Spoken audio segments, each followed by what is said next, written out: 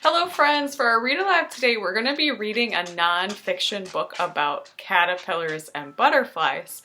And just like we did with chickens, you're going to be writing about one thing you learned about them this week. I actually have these two are the same, I have two of them. I have three different nonfiction books about caterpillars and butterflies. I'm going to read a little bit of each of them so you get lots of different information and you'll have lots of choices for your writing project today. Let's start with this small one. This one is called Caterpillars and Butterflies. So be listening for any interesting facts that you learned. There's lots of different chapters. I'm going to start by reading about the tiny eggs. It says, butterflies lay eggs on leaves and twigs. The eggs are sticky so they don't fall off. They kind of even look like little pieces of glue on this leaf here. And it says, some butterflies lay more than 1,000 eggs in just a few weeks. That's pretty incredible. Many eggs have a thick, rough covering.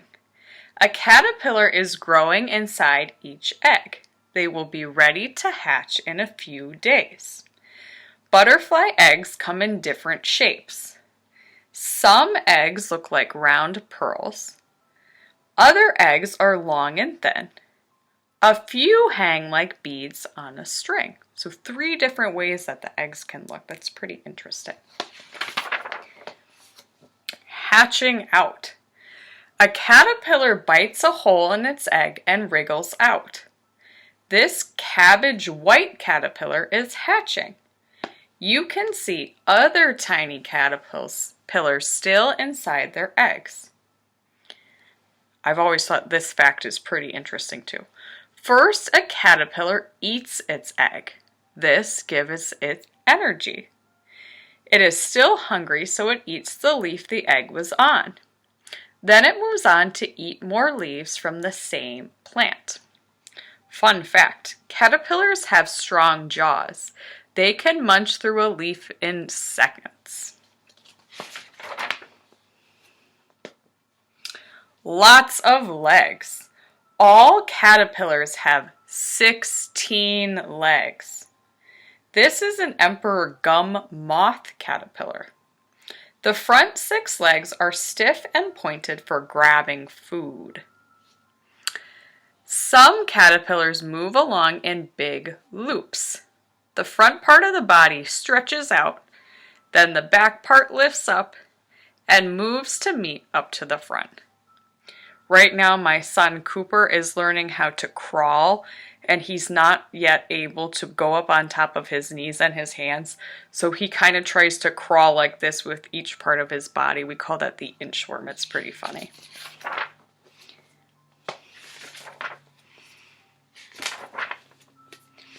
All right, let's read a little bit about how they change into butterflies.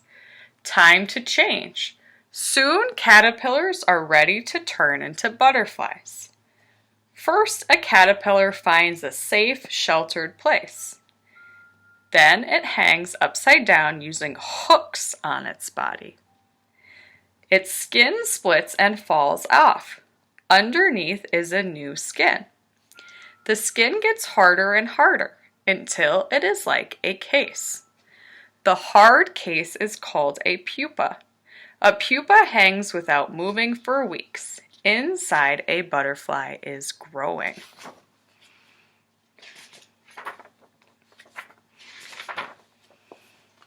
Let's learn about what butterflies eat. Butterflies and moths feed on juices from flowers or fruit. Instead of a mouth, they have a long, thin tube called a proboscis. They drink through it like a straw. The proboscis is usually curled up like a spiral here. It uncurls when the butterfly drinks. When butterflies are thirsty, they often suck up drops of water from damp ground. In this picture, it looks like they're trying to drink from some ground that's wet. It probably just rained and they're feeling thirsty.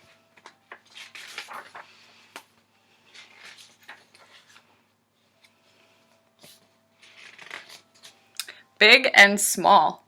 Butterflies and moths come in all shapes and sizes. Atlas moths are the biggest moths in the world.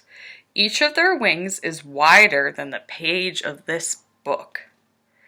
The smallest butterfly is called a pygmy blue.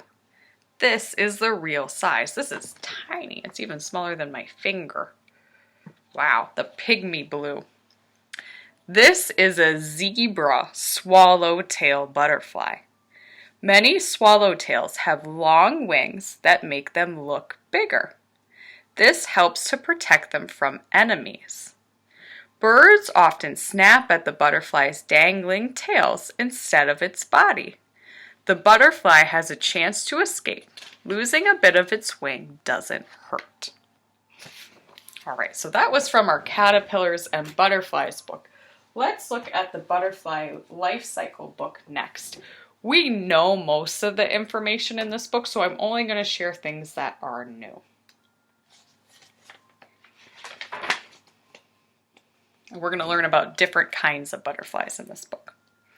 Butterflies come in all different colors. Some have spots, some have stripes. Some seem like they have painted wings. There are 17,500 kinds of butterflies. Then it has a question for you. How do you think the ones here got their names? This one is called the tiger butterfly because it looks like a tiger. We have the 89 butterfly. It almost looks like it has that number on its wings. The owl butterfly. The peacock butterfly. The emerald butterfly. Emerald is a shade of green. The zebra swallowtail butterfly. Hey, we saw that in the last book. The glasswing butterfly. Ooh, that one has transparent wings. You can see through them. But butterflies do not begin their lives looking this way. Let's take a peek of the life cycle of the monarch to see how they grow and change. I'm going to switch to the monarch book so we can learn more about that type of butterfly. This is the monarch butterfly. Many of you actually picked this as your favorite butterfly for community circles, so you might already know a little bit about it. But let's see if we can find some new information. We've already kind of learned about how it changes into a butterfly. So I'm going to skip that part and I'm going to go to where they talk about adult monarch butterflies.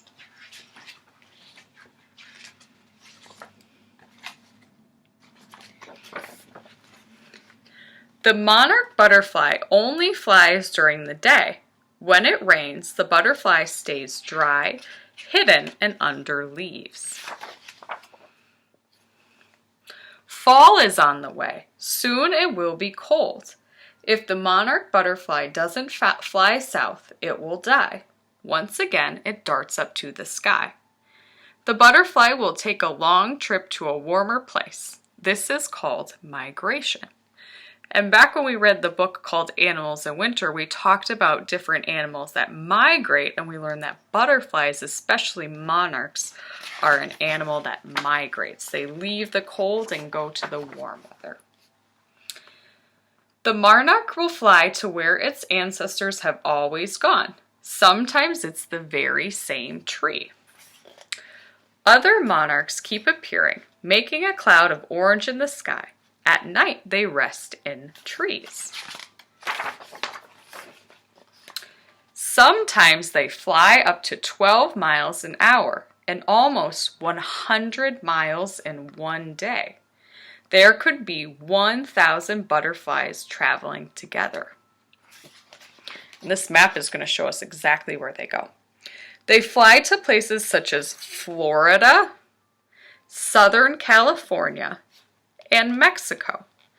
Some butterflies migrate 4,000 miles. They will stay south throughout the winter. Some towns and cities are proud to have the butterflies visit them. They have festivals to celebrate their arrival. Children dress up for parades in butterfly costumes. Sometimes there's a band and visitors come from all around. Monarchs can cluster together, thousands of them clinging to one tree, a butterfly tree. In the spring, these butterflies will migrate north again to the fields of milkweed plants. And these are how to raise a monarch butterfly. And if you do ever find a caterpillar, you can make a safe home for it. The most important part about this, though, is when the butterfly is changed at the end after the caterpillar changes into a butterfly. It's very important to release the butterfly outside so it can live in its natural habitat. All right, I hope between one of those 3 books and even the big book that we read together on Monday, you learned something new about butterflies. For today's activity, we're going to be writing your favorite fact that you learned about butterflies and caterpillars.